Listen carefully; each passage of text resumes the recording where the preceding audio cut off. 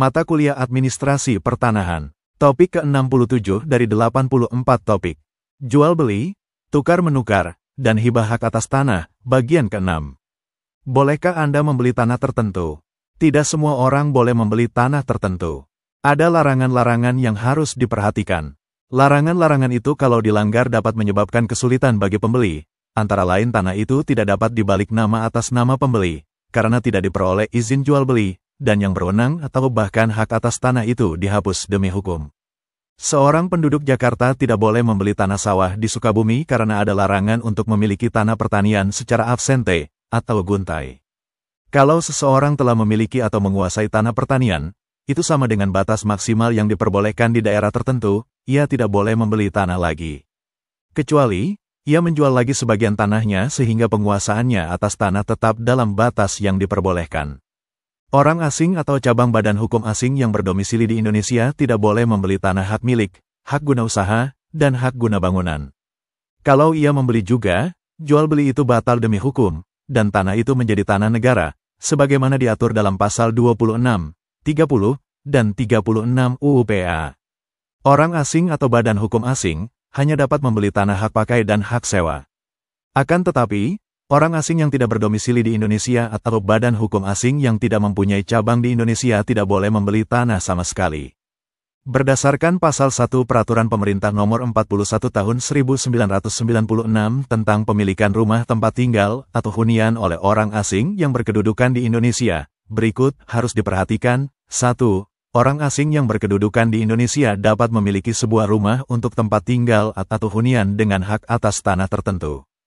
2. Orang asing yang berkedudukan di Indonesia sebagaimana dimaksud dalam ayat 1, Pasal 1 Peraturan Pemerintah Nomor 41 Tahun 1996 adalah orang asing yang kehadirannya di Indonesia memberikan manfaat bagi pembangunan nasional. Pasal 2 Peraturan Pemerintah Nomor 41 Tahun 1996 menyatakan bahwa rumah tempat tinggal atau hunian yang dapat dimiliki oleh orang asing sebagaimana dimaksud dalam Pasal 1 sebagai berikut. A. Rumah yang berdiri sendiri yang dibangun di atas bidang tanah, yaitu 1. Hak pakai atas tanah negara, 2. Yang dikuasai berdasarkan perjanjian dengan pemegang hak atas tanah. B. Satuan rumah susun yang dibangun di atas bidang tanah hak pakai atas tanah negara. Selanjutnya, Pasal 3 Peraturan Pemerintah Nomor 41 Tahun 1996 menyatakan, A. Perjanjian sebagaimana dimaksud dalam Pasal 2 Angka 1 dibuat secara tertulis antara orang asing yang bersangkutan dan pemegang hak atas tanah. B. Perjanjian tertulis sebagaimana dimaksud dalam ayat 1 harus dibuat dengan akta pejabat pembuat akta tanah. Pasal 4 Peraturan Pemerintah Nomor 41 Tahun 1996 menyatakan bahwa perjanjian sebagaimana dimaksud dalam Pasal 2 Angka 1 wajib dicatat dalam buku tanah dan sertifikat hak atas tanah yang bersangkutan. Kemudian, Pasal 5 Peraturan Pemerintah Nomor 41 Tahun 1996 menyatakan, A. Perjanjian sebagaimana dimaksud dalam Pasal 2 Angka 1 dibuat untuk jangka waktu yang disepakati, tetapi tidak lebih lama dari 25 tahun.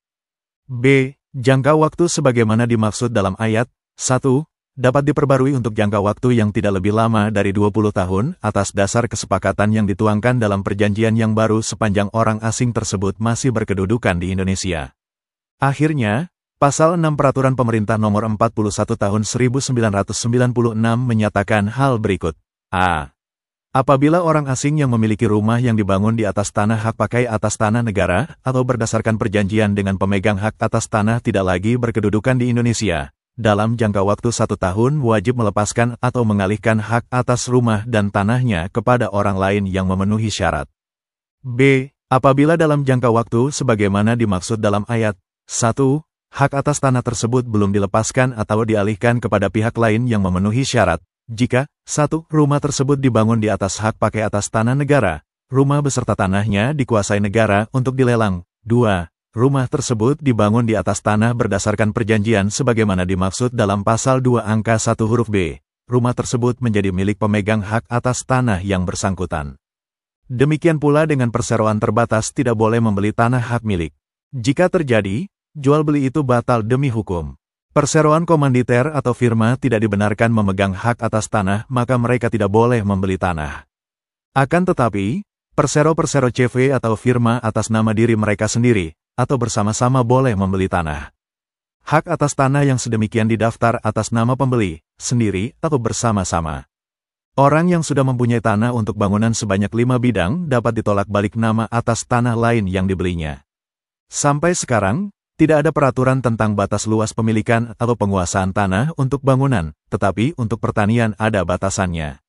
Akan tetapi, Dirjen Agraria menetapkan mereka yang telah mempunyai 5 bidang, luasnya tidak ditentukan, tanah bangunan, kalau mau membeli dan balik nama tanah bangunan lagi, harus ada izin dan pejabat agraria setempat.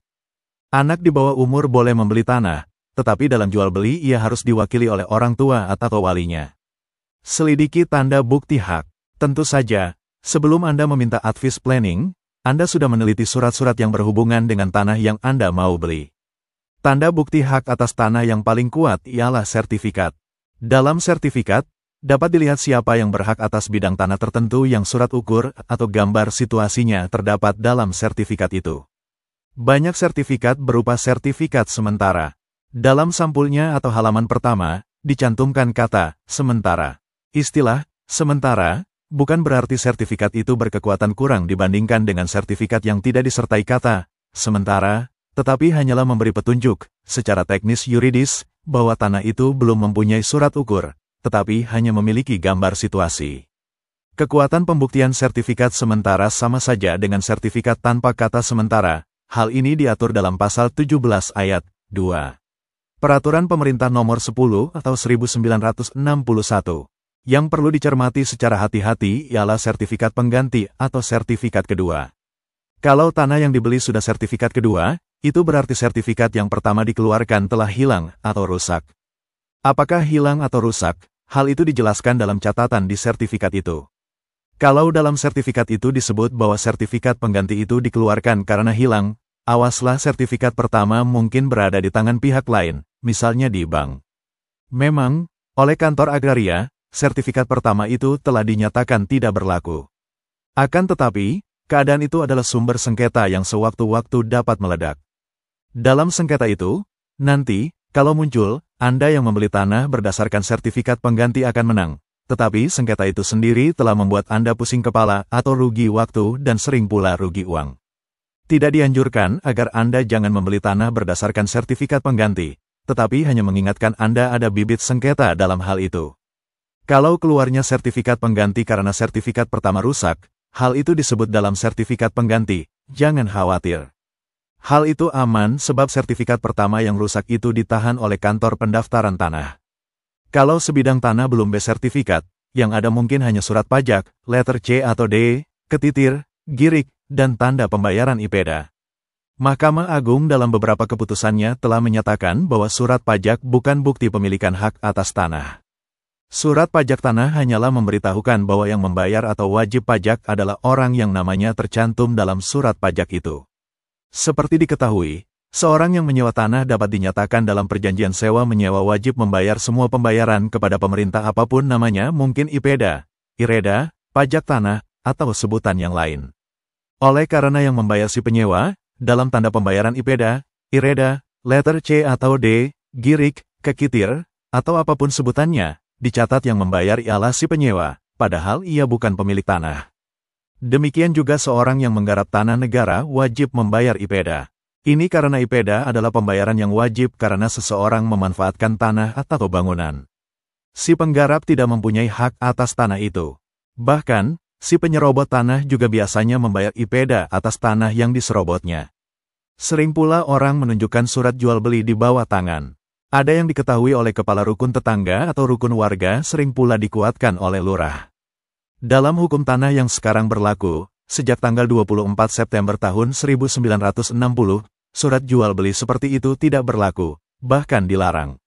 Bahkan, lurah yang menguatkan surat jual beli itu diancam dengan hukuman pidana, yang diatur dalam pasal 44 Peraturan Pemerintah Nomor 10 Tahun 1961. Surat Penunjukan Penggunaan Tanah, SPPT, sering pula disebut surat kapling. SPPT juga bukan tanda bukti pemilikan tanah, tetapi hanya menunjukkan bahwa instansi yang mengelola tanah yang disebut dalam surat itu memberikan hak untuk menggunakan bidang tanah tertentu. Hak atas tanah itu harus dimohon kepada pemerintah atau dibeli dan yang berhak atas tanah itu adalah mungkin terjadi setelah keluar sertifikat hak atas tanah, SPPT masih di tangan yang memperolehnya atau orang lain. Kalau seandainya seseorang membeli tanah berdasarkan SPPT, itu bisa terjadi sengketa. Ingat kasus Ade Chandra dan Nyonya X berpendapat bahwa dia yang berhak atas tanah itu sebab ia memegang SPPT yang diperoleh dalam suatu proses jual-beli dengan seseorang.